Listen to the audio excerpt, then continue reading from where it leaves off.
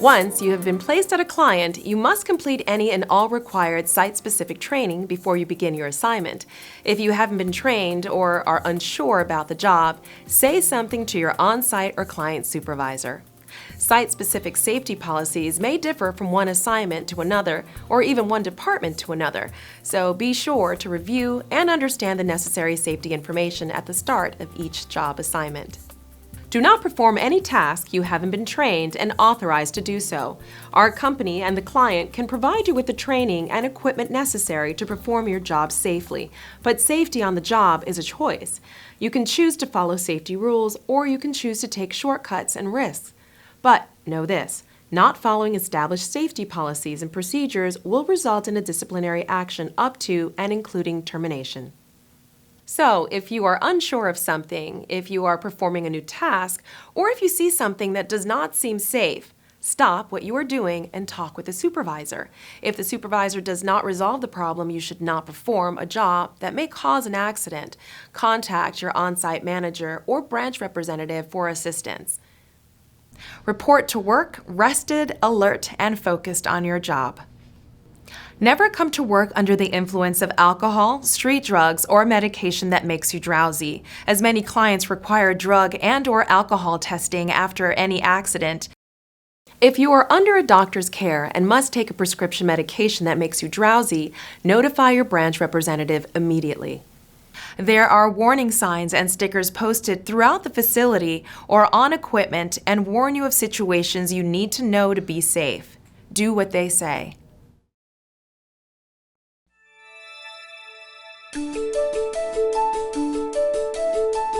At times, you may be asked to do work that you, as an associate, are not allowed to do. If this occurs, be polite, but inform your supervisor that you are not allowed to do the following tasks. Perform any type of maintenance, electrical, or related work that requires specific knowledge and training. Work involving blood or infectious materials. Operating machinery or equipment outside the scope of the job you were hired for.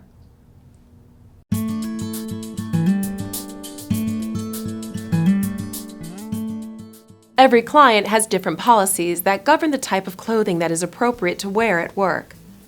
Before the first day of your assignment, be sure to ask your branch representative what type of clothing you are expected to wear and if there are any dress code restrictions that apply at your location.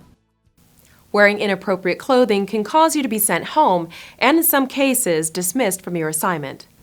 If you have long hair and you will be working in a machine shop or any other environment where it could be caught in moving or rotating parts, be sure to pull your hair back and secure it so that it cannot come in contact with any moving components. In addition, it is recommended that you not wear any jewelry that could become snagged on moving equipment or machines. Personal protective equipment, also known as PPE, is the workplace safety gear that shields our bodies from potential harm. When used correctly, PPE can prevent serious injury and even death. Always correctly use any and all forms of required safety equipment such as gloves, safety glasses, fall or hearing protection, work boots, vest, or any other PPE as instructed. If you are unsure as to what PPE is required for your assignment, ask your supervisor or our company representative.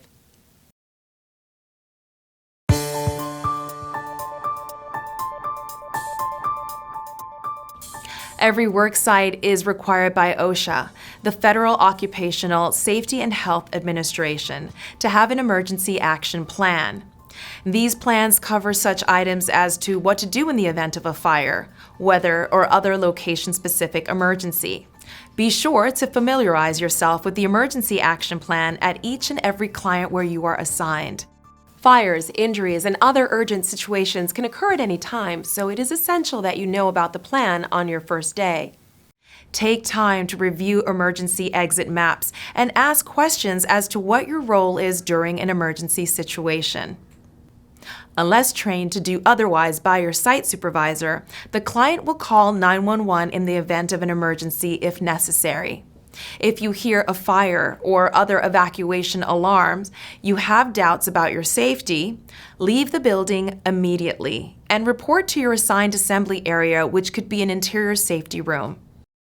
Access to fire extinguishers, exit doors, and electrical panels must always be unobstructed and free of obstacles. Never store anything within 36 inches in front of, to the sides of, or above any electrical panel or any other electrical equipment.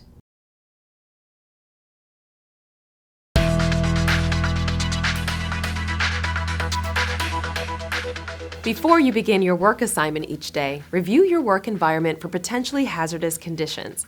Report any concerns you identify to your supervisor or our company and work with that supervisor to correct any observed issues that could be hazardous to you or your coworkers. If your safety is in jeopardy, do not begin your work assignment until the problem has been corrected. If your supervisor does not make the necessary corrections, be polite, but call your branch representative or on-site manager to report the problem.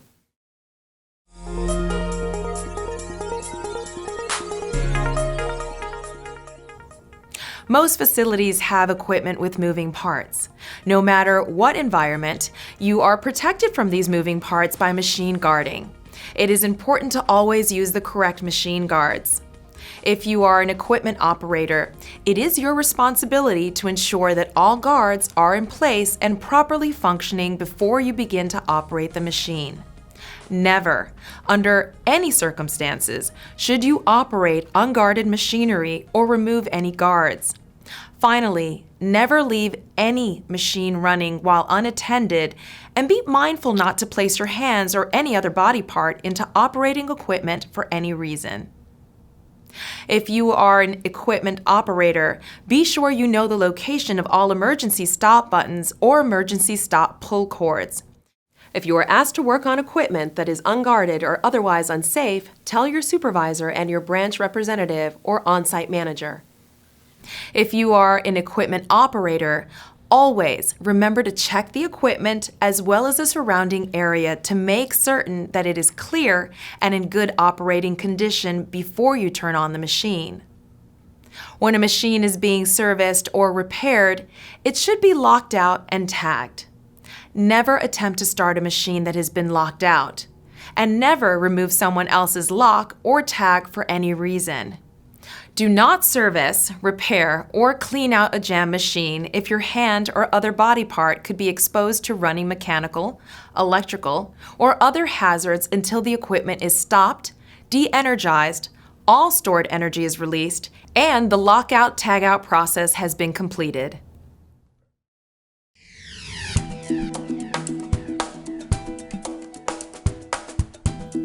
Slips, trips, and falls are a leading cause of workplace injury. There are a number of causes, but clutter, spilled liquids, tools, pallets, trash left on the floor, hoses, and cords are major contributors.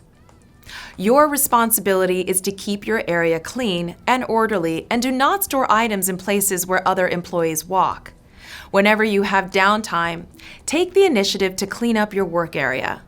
Watch where you walk at all times, and keep an eye on the path ahead of you. Don't carry a load that obstructs your vision. If you see a potential trip hazard, correct it right away. When using the stairs, be sure to hold on to the handrail. If you trip, you will be able to catch yourself before you fall. Never cross the conveyor system except at designated areas, and never run at work.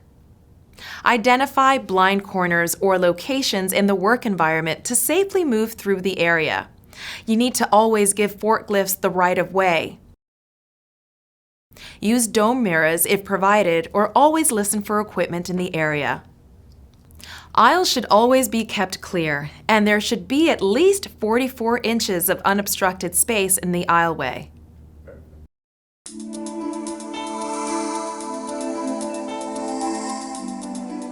For some assignments, you may be performing duties that require you to work from a stepladder, scaffold, or motorized man lift. You should never be working from an unsecured ladder, as this type of work is restricted within our company. For a traditional rolling ladder that has handrails and is gravity-fed to stay in place, allowing you to control your work assignment. In most work assignment, the only ladders you should encounter are the rolling ladders. And if using a man lift, do not work at heights above 20 feet. If you are asked to perform work at heights above these limits, please notify your branch representative or on-site manager as soon as possible to ensure the situation can be evaluated. Never climb on a rack, material, etc. that could cause you to fall. Only approved rolling ladders can be used to pick product at elevated heights. Fall protection may be required if you operate a stand-up or similar type of forklift. This PPE needs to be inspected prior to each use and worn accordingly to the training you have received. At no time is it allowed to disregard the use of fall protection based on the job and risk identified for the job being performed. Visually inspect every ladder before use. Issues such as broken steps, missing cleats, and bent or missing spreader bars should be reported to your supervisor or the host employer immediately. Never use a broken or defective ladder that doesn't provide the stability and safety to perform your job task. Also, be sure that the ladder that you are using is properly sized for the task. Never extend yourself outside the confines of a rolling ladder or man lift. This will shift your center of gravity and can make the ladder unsteady or cause you to lose your balance. Always be certain that the ladder you are using is properly rated for your work. When considering the weight rating of a ladder, be sure to include your weight, the weight of any items you may be carrying, and the weight of your clothing, product, and PPE. When climbing or descending a ladder, always use 3 points of contact. This means 2 hands and 1 foot, or 1 hand and 2 feet in contact with the ladder at all times.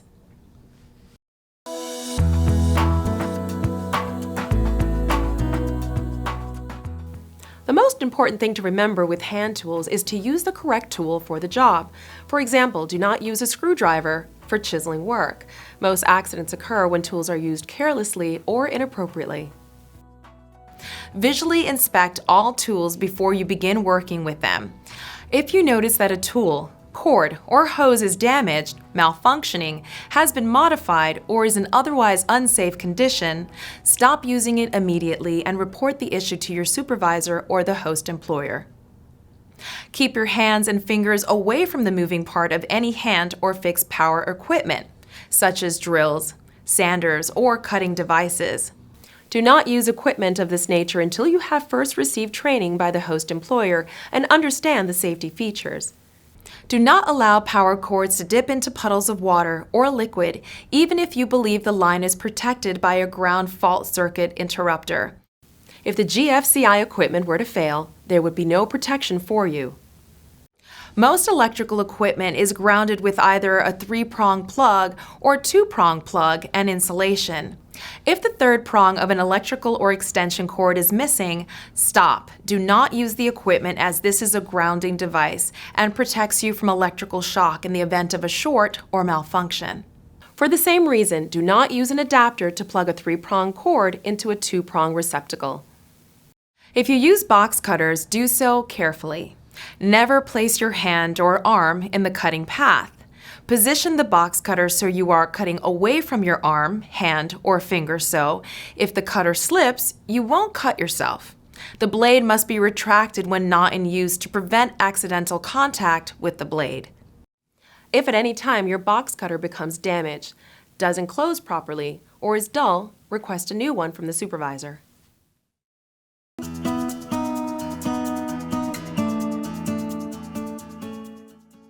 By federal law, you have the right to know about hazards associated with the use and handling of hazardous chemicals in your workplace. Additional site-specific training may be required and completed at the client location depending upon your assignment. Every client that uses hazardous chemicals has and will provide access to a written program including a list of on-site chemicals and safety data sheets, or SDSs, for each chemical in their inventory. The only exception to this requirement is consumer products that are labeled as such.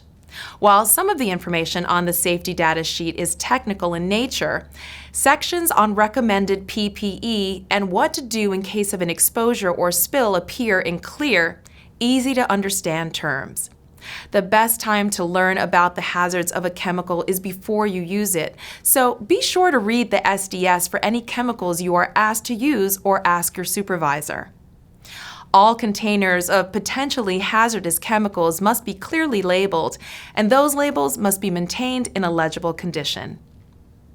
Good hygiene practices such as washing your hands before you eat, drink, smoke, or after you use toilet facilities should be followed at work. Furthermore, you will be restricted from eating or drinking in areas where hazardous materials may be present. If working at a job site where hazardous chemicals are used, report any symptoms such as difficulty breathing, skin irritation, stinging eyes, slurred speech, dizziness, or confusion to your client or manager immediately.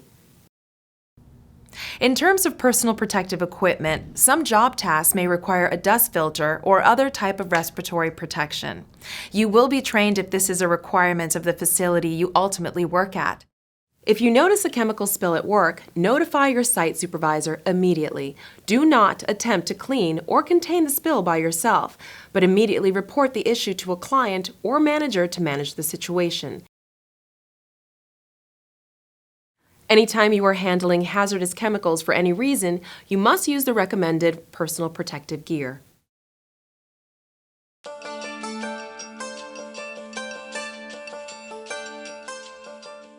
You may be assigned to a work environment where forklifts are used to transport materials on a regular basis.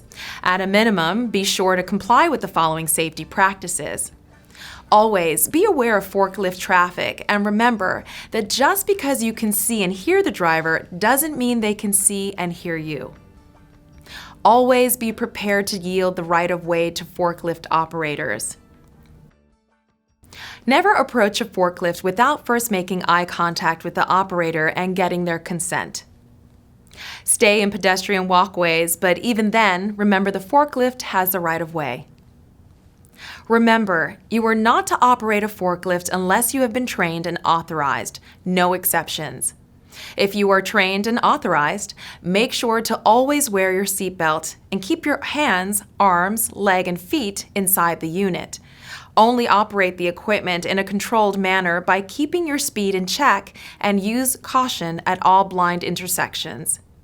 Before moving your forklift or picking up or depositing a load, look around for pedestrian traffic and make sure the area is clear. Nothing can be worse as a forklift operator than striking another employee for failing to warn them of your presence.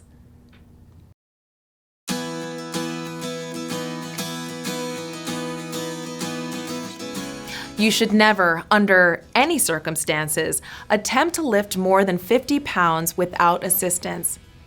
If an item is too heavy or awkward to lift by yourself, ask for help. When possible, use material handling equipment such as a pallet jack or hand truck to assist with any heavy lifting. Before you lift anything, you should begin your day by stretching your muscles, and then make sure you have a clear path to where you will set the item down. Most lifting should be performed in the safe zone, which is between your knees and shoulders. Lifting above shoulder height can cause strain and should be avoided. Ask for assistance in the handling or movement of pallets. Never try to lift or move a pallet stacked above your chest level out of the safe zone. If you need to lift something below the safe zone, plan the lift. Where does it need to go? And how far? Are there areas where the job can be replanned to reduce the lifting exposure? Make sure you move the load as close to your body as possible. The green zone. Limit the bending at your waist by bending more at your knees. Don't try to lift multiple items to finish a job faster, as this will place undue stress on your muscles. You want to concentrate on lifting with your leg muscles, not your back. Do not twist. Twisting your back when lifting places undue stress on your spine and back. Instead of twisting, lift the item. Pivot your feet in the direction you need to go, then set the item down.